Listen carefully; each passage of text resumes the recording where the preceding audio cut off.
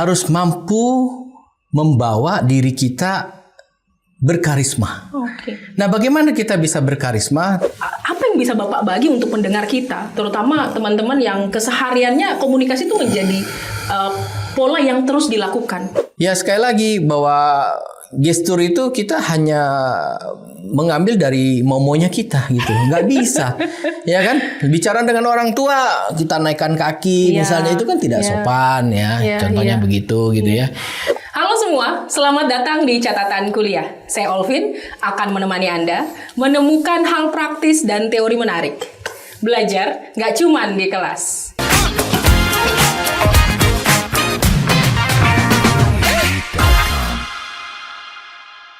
Pak Heri, kalau tadi Bapak bilang tentang kita harus mampu memotret harapan lawan bicara kita. Nah, berarti ada situasi negosiasi yang terjadi? Betul. Oke.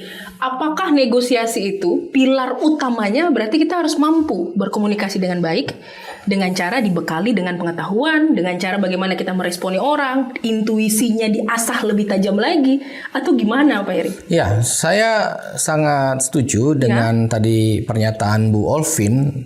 Bu Olvin ini termasuk yang cerdas dalam melihat alur daripada obrolan kita ya. Bahwa memang kata kuncinya komunikasi.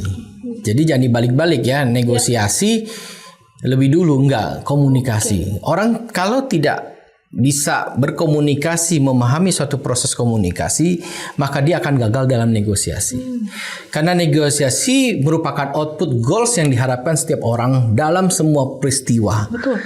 Ya, entah itu bisnis, ya, entah itu politik, kehidupan percintaan, ya, kehidupan percintaan, dan juga mungkin di pekerjaan, gitu ya, itu banyak sekali melibatkan negosiasi. Nah, negosiasi ini tanpa akan berjalan lancar tanpa ada komunikasi. Ya, komunikasi yang mampu berkomunikasi dengan baik, mampu melibatkan pengetahuannya dengan baik, maka dalam hal negosiasi mereka akan bisa memenuhinya. Karena cukup sulit. Misalnya kalau kita negosiasi di suatu tempat atau di tengah-tengah orang konflik misalnya, itu nggak mudah. Salah-salah kita yang dipukul. Betul Pak. Salah-salah kita yang dibacok gitu kan. Nah, orang konflik lagi marah, kesel gitu kan. Nah, ini harus punya kemampuan. Sehingga bagaimana dalam negosiasi ini bicara bagaimana kalau saya ingin memenuhi keinginan dirimu misalnya. Di atas keinginan saya. Betul. Tapi tentunya goalsnya tercapai nih. Betul. Apa? Sepakat. Nah, itu adalah kemampuan komunikasi. Bapak setuju nggak dengan situasi win-win solution? Oke, win-win solution itu masuk dalam sebuah teori yang sudah banyak digunakan oleh para mahasiswa dan didengar oleh kita semua. Jujur, bahasa saya adalah bahasa saya ya. Wah, saya bukan penemu teori ya, tetapi saya orang yang belajar dari literatur. Win-win solution itu kurang tepat. Bagian mananya Pak Heri? Ya, kurang tepatnya gini, untuk mencapai win solution itu terlalu proses terlalu panjang sehingga terjadi win-win. Tetapi saya lebih melihat bagaimana saya harus di posisi memenuhi keinginan kebutuhan si lawan bicara. Sehingga saya bisa mampu untuk mengakomodir kemauan dia, tetapi saya tidak rugi. Tetapi saya terpenuhi keinginan saya. Yang dituju terpenuhi. Iya, tujuan saya terpenuhi, keinginan saya terpenuhi.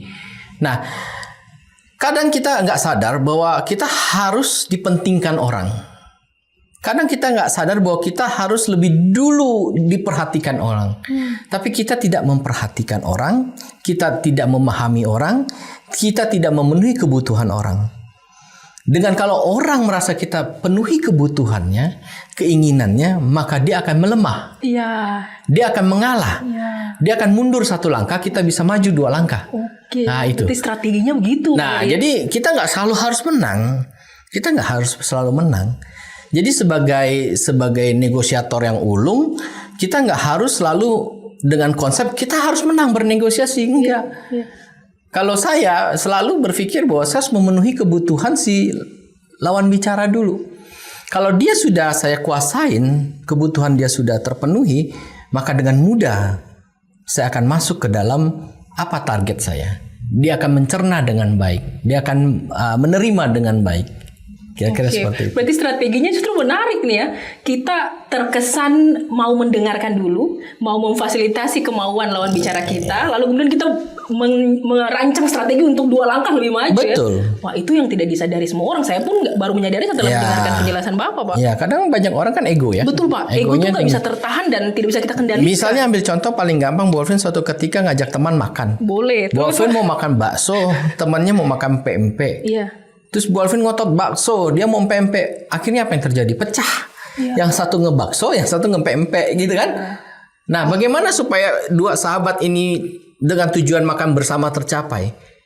Ya kan? Betul. Nah, disitulah Bu Alvin harus melihat kebutuhan dia sekarang. Oh, dia lagi suka pempek nih.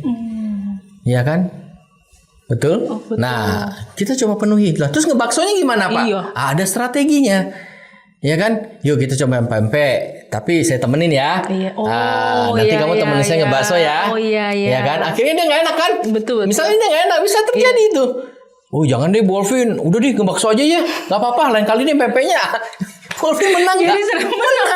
Jadi strateginya begitu ya? Iya, iya kan. Jadi artinya setiap manusia pasti mempunyai di relung hatinya yang paling dalam pasti mempunyai perhatian khusus atau kasihnya untuk kita lawan bicaranya gitu ya. Nah, dalam negosiasi tentunya itu perlu sekali lagi pengalaman.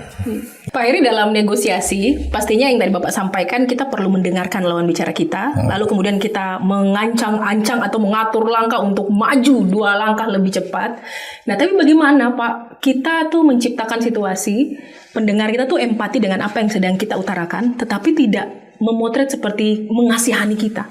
Artinya tetap branding diri kita jaga di sana. Bagaimana bisa mempertahankan itu, Pak Heri? Ini pertanyaan menarik dan cukup penting saya rasa. Saya menyarankan kita coba sama-sama membaca tentang teorinya emotional intelligence. Oke. Ada teorinya, ada ilmunya ya. Jadi kalau kita belajar bahasa Indonesia selama ini bukan berarti itu tanpa sengaja diciptakan. Betul. SD sampai kuliah masih kuliah bahasa Indonesia gitu ya. Nah, tentunya interaksi pun berhubungan dengan membangun empati. Kita coba sama-sama membaca tentang emotional intelligence.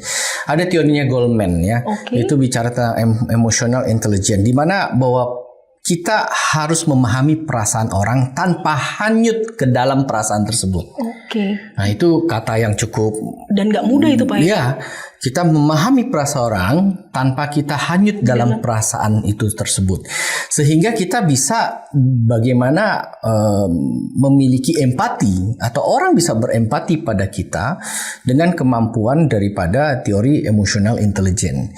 Saya nggak bisa mengungkapkan banyak sekali teori tersebut di sini. Mungkin adik-adik ataupun teman-teman mahasiswa lain, kita sama-sama coba memahami teori emotional intelligence di mana kita kelola diri kita. Ya kan? Karena jujur salah satu kata kunci kita mencoba bernegosiasi, berkomunikasi adalah juga kita membawa emosi kita. Ya, karena dalam negosiasi nggak selalu mulus-mulus saja kan, gitu kan? Nggak selalu kita juga akan menang di hari itu, gitu ya. Dan mengelola emosi tentunya hal yang tidak mudah juga bagi setiap orang gitu ya, termasuk saya gitu ya, termasuk saya. Dan memang ya itu kita perlukan pengetahuan lebih, ya kan. Ditambah tadi saya bicara karakter, setiap lawan bicara mempunyai karakter yang berbeda-beda. Ya, kalau seorang tentara, polisi, angkatan itu kalau bicara dengan komandan ya pasti siap gitu ya, tegas gitu ya. Walaupun dia salah siap gitu kan. Nah, itu kan ada emosi. Aduh, ini komandan gimana sih, udah bener masih salah, ya udah saya siap gitu. Nah, itu ada etika juga yang harus kita lihat.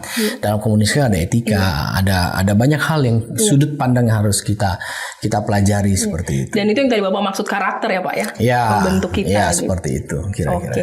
Pak Heri, sebelum kita mengakhiri diskusi kita hari ini menarik teman-teman karena pendengar kita ini bisa berangkat dari profesi apa aja, Pak. Ada yang sebagai calon mahasiswa Ukrida, artinya anak SMA, karena ini topik yang sangat sangat menarik. Ada juga mahasiswa yang sedang berkuliah di Ukrida dan atau pendengar lainnya. Bapak sebagai praktisi yang kalau saya bilang jam terbangnya sudah sangat tinggi, Pak Heri. Oh, belum. Apa? Belum tinggi. Apa yang Bapak bisa bagi sebagai tips buat mereka sebagai pendengar kita yang sudah menonton kita di episode pertama ini, Pak Heri? Silakan, Pak. Oke, saya hanya bisa memberikan saran ya. Kalau tips belum berani, karena belum pakar gitu ya.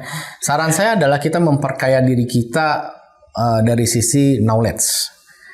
Dengan kita memperkaya diri kita dari sisi knowledge, saya yakin kita punya modal, gitu ya. Yang kedua, kita harus kelola diri kita sebaik mungkin dari sisi karakter, etika, dan emosionalnya. Ya. Paling tidak kalau knowledge komunikasi kita pahami, karakter emosi kita kelola dengan baik, ya itu merupakan modal dasar kita dalam bisa bernegosiasi, berkomunikasi dengan orang. Ya, karena jujur selama kita masih hidup, ya, maka kita akan melibatkan banyak sekali pemikiran dan kita banyak berinteraksi dengan banyak orang dan orang itu berbeda-beda. Berbeda suku, berbeda ras, ya berbeda mungkin bahasa, ya kan. Tambah lagi intonasi setiap orang mungkin beda, ya. Kalau bicara maaf dengan orang yang dari Sumatera, nadanya tinggi-tinggi, tapi belum dari timur dia belum tentu dia jahat gitu ya. Tapi kita harus memahami, ya dari situlah pengetahuan kita akan membuat kita lebih baik, dewasa. Ditambah adalah network. Ya, bagaimana membangun network? Membangun network kata kunci dalam hidup. Ya, dengan banyaknya teman, banyaknya berkawan, ya maka kita akan banyak sekali jam terbang pengalaman, kan gitu. Tapi kalau kita nggak punya network, nggak punya teman, kita hanya terkungkung dalam satu komunitas, lalu kita merasa yang paling hebat, kita merasa yang paling sudah di atas angin, ya suatu ketika kita akan maaf dan tanda kutip menyesal. Oh, berarti saya belum apa-apa. Ya saat ini kita bisa, mungkin saya pejabat misalnya, saya merasa, saya udah paling hebat nih. Oh, belum tentu. Karena saya mempunyai pemikiran prinsip bahwa roda selalu berputar. Ya kan, langit nggak selalu mendung. Ya kan, matahari nggak selalu terbit. Ya, pasti berawan kadang-kadang ya. Jadi kita harus mampu untuk mengisi pemikiran kita lebih kepada bagaimana kita kelola diri. Dan satu, ditambah lagi bagaimana kita harus menjadi pelayan Tuhan yang baik. Ini berat ya kan? sih, Pak. Iya. Karena hidup ini kan bagaimana kita itu melayani Tuhan dengan baik sampai kita menunggu antrian. Antrian untuk dipanggil Tuhan. Waduh, iya kan? Sekali. Nah iya, dan itu kalau menjadi satu hal yang ditanamkan dalam diri kita, maka saya berpikir kita akan sadar kita bukan siapa-siapa. Dan menghargai setiap momen hidup kita. Iya. Pernah kita tanya apa tujuan hidup kita? Apakah hanya untuk pagi bangun, pagi bekerja, malam sore pulang istirahat, besok begitu lagi? Kan tidak.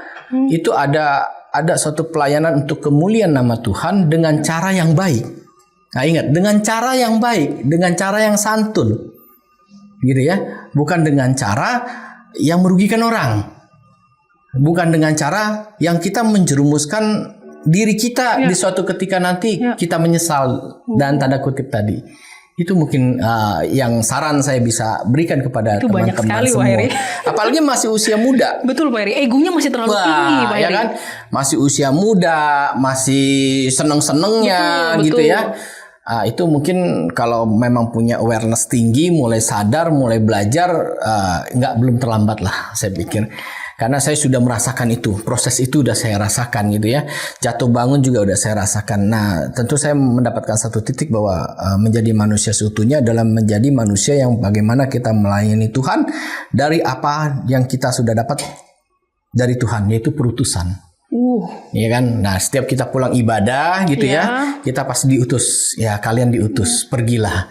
Bagaimana perutusan kita? Kita mau memuliakan nama Tuhan dengan cara apa? Kira-kira demikian. Wah, dan itu yang membentuk Pak Heri seperti sekarang. Ya, puji Tuhan, itu menjadi modal dasar saya sekarang. Bagaimana saya hidup untuk orang. Ya, dan sudah selesai untuk diri sendiri. Seperti itu. salah satu yang membawa dampak ke hidup saya ya Pak Heri. Amin. Bagaimana merubah, bagaimana membentuk saya menjadi orang yang mampu berkomunikasi. Amin. Kadang dalam pembentukan mungkin ada yang tidak enak. Iya. Dan kita harus rasakan ketidakenakan kadang. Iya. Ya kan, misalnya contoh kalau Bu Alvin lihat banyak sekali prajurit-prajurit yang atau orang-orang masyarakat yang mau mendaftar ke TNI Polri lalu digembleng setengah mati, nggak enak gitu.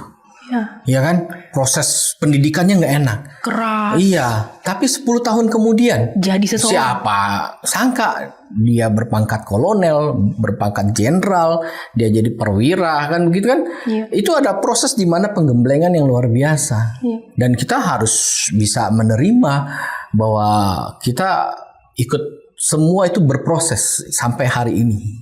Ya termasuk saya, sampai hari ini saya masih berproses. Sebegini aja Bapak masih bilang Bapak masih Ya, berproses saya ya? berproses sampai suatu ketika kembali lagi saya sampaikan bahwa saya dipanggil Tuhan. Oh, antrian tadi ya? Antrian, saya nunggu antrian. Iya kan? Karena saya sadar manusia tidak akan hidup long life. Ya di Alkitab menyatakan 70 tahun. Ya syukur-syukur bisa sampai 75, 80 misalnya gitu Amin, ya. Ferry. Kalau nggak bisa di bawah itu ya sudah, itu udah habis kontraknya kan. Ya kita harus terima itu. Dan bagaimana mengisi kehidupan itu? Belajar gitu. Dan berteman dengan baik. Jangan menjadi musuh orang. Dan jangan menjadi orang yang tidak disukai. Seperti itu. Menarik sih.